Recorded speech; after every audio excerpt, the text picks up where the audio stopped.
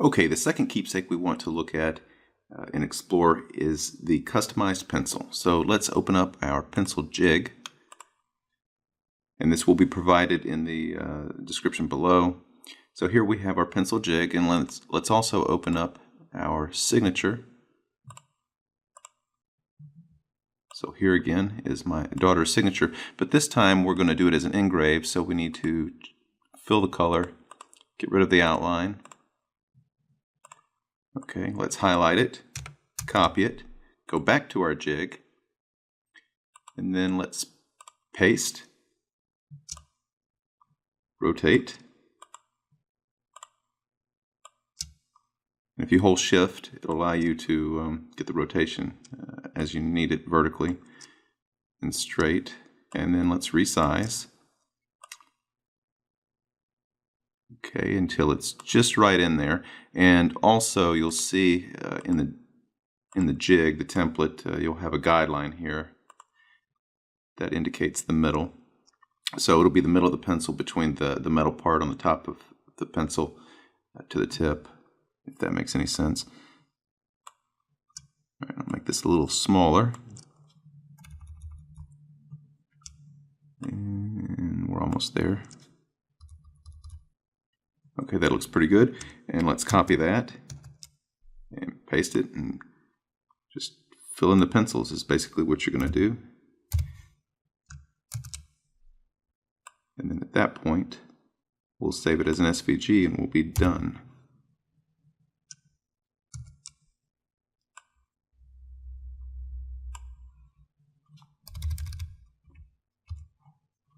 And we'll speed through this process because you'll see how slow I really am at doing all this.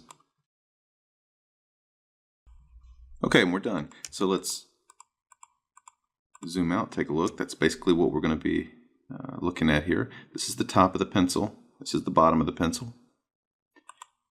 We'll save as. Save it as an SVG, pencil jig. Make sure these are unchecked. Click OK, and we're done. Let's check it out in the Glowforge. Okay, so the first thing we're going to want to do is get our cardboard for our jig. So we'll place this in the Glowforge and get a little masking tape and put it on the right and on the left here to make sure that it stays firmly in place. We'll shut the lid and we'll make our way back to the Glowforge interface. Okay, so we want to upload file. We'll do our jig. We'll select the jig, which in the YouTube video will be in the description. Now let's grab the jig, move it over here to the center, and let's enter in the material thickness, which is 0.16. Click submit, and then go down to our settings here, and we want to change the 500 to 180 and our power to 60, and then we'll go ahead and click print. Speed the scanning on a bit here. Let's speed it up. Alright, we have 2 minutes 43 seconds. We'll press the Glowforge button right here and we'll be off. 2 minutes 43 seconds and counting. Alright, we'll speed it up.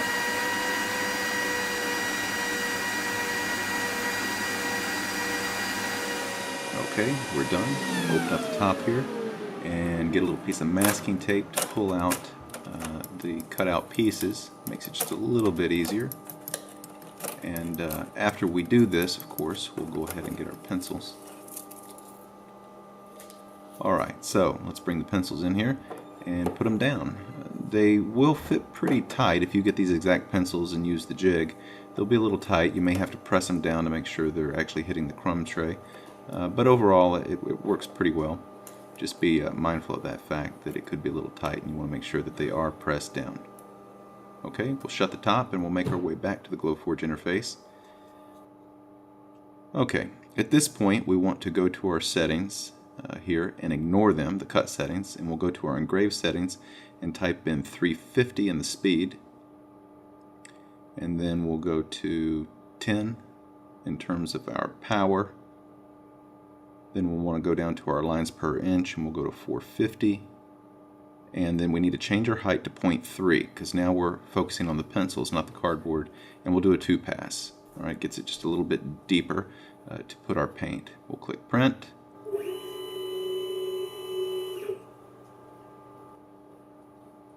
All right, we've got 30 minutes and 7 seconds. We'll press the Glowforge button and we'll rock and roll again. This time we'll get the engraving down. We'll speed it up so things move rather quickly. And we're pretty much done. Here we go, the finished products. And they look pretty good. We'll bring those over to our craft table here. And the first thing we're going to want to do is to polish the pencil a bit. I like to use old t-shirts. It's good to wipe it down. When the laser goes over the pencil, it kind of leaves a residue, so you're going to want to wipe over that briskly. I do it firm at first and then light, and you can see a little blue mark on here, so a little bit of the haze came off. Then we want to get our paint. In this case, it's just standard craft paint. Again, there'll be links to this in the description below.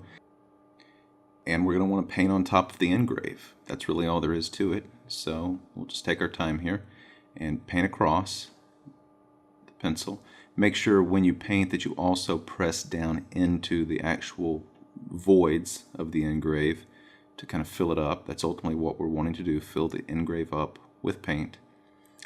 And once this looks like it's taken care of, you're going to want to wipe the paint off.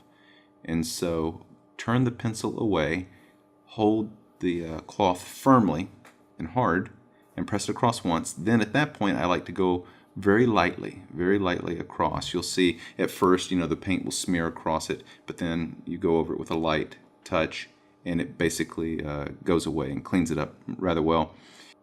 At this point, you're going to want to let it dry and come back to it, and then do it a third time, and then you'll be done. Alright, this concludes our tutorial. Stay tuned for part 4 as we discuss how to make a shadow box. Okay, I'm off. Gotta go write.